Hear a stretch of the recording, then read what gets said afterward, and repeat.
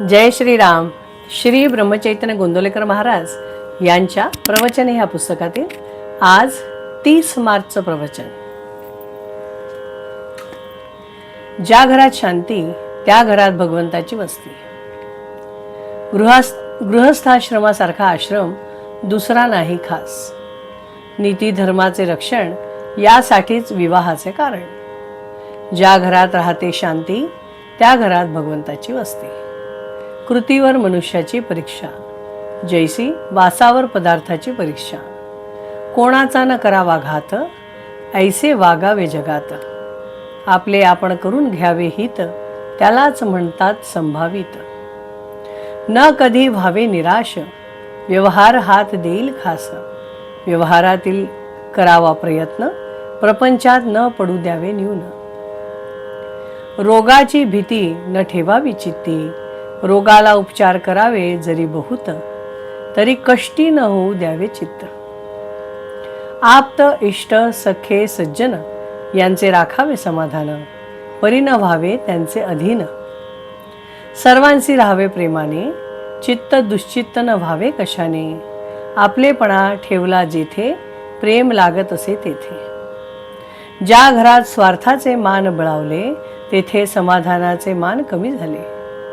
मन राखता आले तरच प्रत्येकाला सुख लागले. सुखाने नांदावे नवरा बायकोनी राम आणावा ध्यानी. दोघांनी राहावे प्रेमाने सदा वागावे आनंदाने. एकमेकांनी दुसऱ्यास दुःख होईल असे न करावे. काळजी वाटेल असे न वागावे. घरातील माणूस मार्गाने चुकले त्यास प्रायश्चित्त हवे खरे, पण ते नसावे जन्माचे.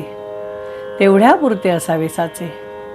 एखाद्याचे हातून करू नये असे कर्म झाले तरी त्याला सुधारण्याच्या मार्गाने सर्वांनी वागावे. आचरण शुद्ध ठेवावे. एकपत्नी व्रत सांभाळावे. प्राण गेला तरी परद्वार करू नये. कोणतेही व्यसन करू नये. नीच संगत धरू नये. भलते काम करू नये. गृहछिद्र कोणा सांगू नये. आपला बोज आपण घालवू नये. विश्वासघात कोणाचा करू नये. परदुःखे हसू नये. देहदुःखे त्रासू नये. केला उपकार बोलू नये. मुलाबाळात सांभाळून राहावे. प्रपंचात कधी उदास न व्हावे. प्रेमाने वागावे सर्वांशी. सुखी राहे निस्वार्थापाशी. आई वडिलांची आज्ञा पाळावी. चांगल्यांची संगत धरावी. अभ्यासात लक्ष ठेवून राहावे. भगवंताचे नामस्मरण करावे. नामापरते न माना दुजे साधन. जैसे पतिव्रते सपती प्रमाण. नामापरते न मानावे सत्य. ज्याने राम होईल अंकित. हेच साधू संतांचे बोल. कोणीच न मानावे फोल. कोणीही न मानावे फोल. कोणतेही काम करीत असता राखावी मनाची शांती.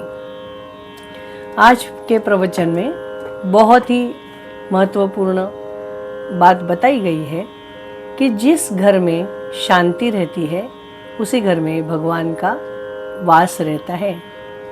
तो घर के परिवारजनों के साथ हमेशा अच्छे भाव से रहिए. किसी से ज़्यादा अपेक्षा ना करते हुए शांत मन से अपना काम करके और अर्थार्जन करके अपने परिवार को संभालिए. वहाँ पे किसी को कोई कमी नहीं होनी चाहिए. और इसके साथ ही नामस्मरण करते रहिए और सभी के साथ प्यार भरा व्यवहार रखिए. लेकिन किसी के पास अपनी अपेक्षा ना रखें. निस्वार्थ भाव से सबके साथ आचरण रखिए. तो ही आपको भगवत प्राप्ति होगी. शाश्वत आनंद मिलेगा. तो नामस्मरण करते रहिए. जय श्री राम. श्री राम जय जय राम. श्री राम जय जय राम. श्री राम जय जय राम. श्री राम जय जय राम. श्री राम जय जय राम. जय श्री राम.